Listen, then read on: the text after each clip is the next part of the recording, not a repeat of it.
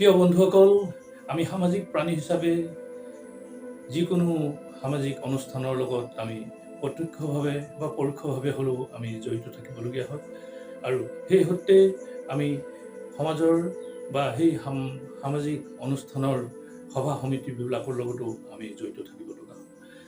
ধৰি লওক এটা অনুষ্ঠানে এখন সভা আয়োজন কৰিবলগীয়া হ'ল, তেতিয়া সেই সভাৰ এজন দায়িত্বপূৰ্ণ ব্যক্তি হিচাপে আপোনাৰ বা যদি মোৰ দায়িত্বত পৰিলে, তেতিয়া আমি কেনেকৈ সভাখন আহ্বান কৰিম সেই বিষয়ে আজিৰ ভিডিঅ'টোত আমি আলোচনা কৰিব বিচাৰিছোঁ। প্ৰিয় বন্ধুসকল, মই সমলয় মাহেকীয়া আলোচনীৰ সম্পাদক অৰুণ কোঁৱৰে সকলোকে পুনৰবাৰ স্বাগতম জনাইছোঁ। সভা সাধাৰণতে তিনি প্ৰকাৰে সভা আমি আহ্বান কৰিব পাৰি। প্ৰথমতে ধৰক এটা অনুষ্ঠান আমি প্ৰথমেই যেনিবা ল'বলৈ বিচাৰিছোঁ বা গঢ়িবলৈ বিচাৰিছোঁ, তেতিয়াহ'লে সেই অনুষ্ঠানৰ এখন স্থায়ী কমিটি নাথাকে। তেতিয়া আমি সেই অনুষ্ঠানৰ প্ৰথম কমিটি গঠন কৰিবৰ কাৰণে আমি কেইজনমান ব্যক্তি আহ্বায়ক হৈও এখন সভা আমি আহ্বান কৰিব পাৰোঁ। আৰু দ্বিতীয়তে এটা অনুষ্ঠানৰ এটা স্থায়ী এখন কমিটি থাকে। সেই কমিটিত সভাপতি, সম্পাদক এনেকৈ আদি কৰি কাৰ্যকৰী সদস্য হিচাপে এখন সমিতি তাত থাকে। আৰু সেই সমিতিখনৰ যিজন সম্পাদক থাকে, সেই সাধাৰণ সম্পাদকেই সেই সভাখন আহ্বানৰ তেওঁ দায়িত্ব। আৰু সেয়ে বন্ধুসকল, সভাখন সেই সম্পাদকেই প্ৰথম তেওঁ আহ্বান কৰি সকলোকে মাতিব লাগিব। মাতি হৈ সভাখনৰ তেওঁলোকে আলোচনাৰ মৰ্মে সিদ্ধান্ত ল'ব লাগিব।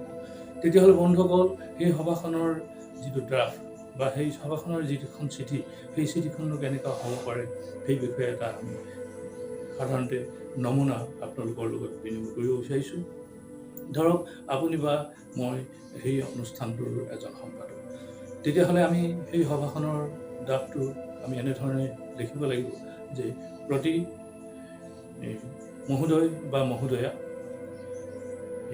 প্ৰতি সম্ভাষণ গ্ৰহণ কৰিব।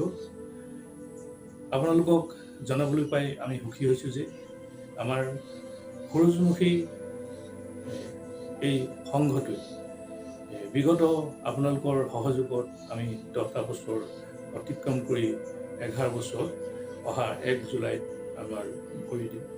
আৰু সেই শুভক্ষণত আমি অনুষ্ঠানটোৰ যি প্ৰতিষ্ঠা দিৱস, সেই প্ৰতিষ্ঠা দিৱস আমি আয়োজন কৰিবলৈ চিন্তা চৰ্চা কৰা হৈছে। সেয়েহে আপোনালোকক সেই সভালৈ সাদৰে আমন্ত্ৰণ কৰিম।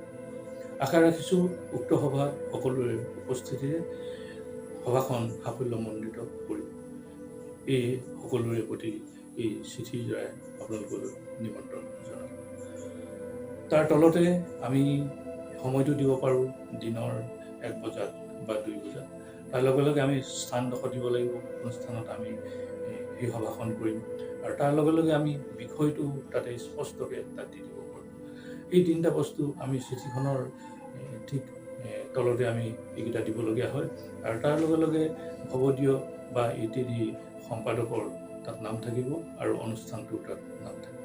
তেনেধৰণে আমি এখন কাৰ্যকৰী সভাৰ মিটিং আমি আহ্বান কৰিব পাৰোঁ। আৰু সেইধৰণে আমি ঠিক আহ্বায়ক সমিতি হৈও তেনেধৰণে আমি এখন সভা আমি আহ্বান কৰিব পাৰোঁ। এতিয়া প্ৰিয় বন্ধুসকল, সেইখন আছিলে কাৰ্যকৰী সমিতিৰ সভা। ইয়াৰ পাছতে যেতিয়া সেই সভাখনৰ যেতিয়া ৰাজহুৱা সভাখন হ'ব বা প্ৰতিষ্ঠা দিৱস হ'ব, সেই প্ৰতিষ্ঠা দিৱসৰ চিঠিখন কিছু সলনি হ'ব। তাত আমি প্ৰতিজন আচলতে অতিথি বা বিশিষ্ট অতিথি বা সকলো ৰাইজকে আমি সভালৈ আহ্বান কৰিম। সেয়েহে আমি এই চিঠিখনত আমি চিঠিখন তাত আমন্ত্ৰণ কৰি তেওঁ চিঠিখন লেখাৰ লগে লগে আমি কাষতে আমাৰ কাৰ্যসূচীখিনিও তাত আমি ধৰি দিব লাগিব। পুৱাৰ পৰা আমি যদি এদিনীয়াকৈ কাৰ্যসূচী লওঁ, পুৱাৰ পৰা আমি গধূলিলৈকে কি কাৰ্যসূচী থাকিব, সেই কাৰ্যসূচীখিনিও আমি তাত ধুনীয়াকৈ লিখি দিব লাগিব। আৰু সেইধৰণে আমি এখন আচলতে সভা আহ্বান কৰিব পাৰোঁ।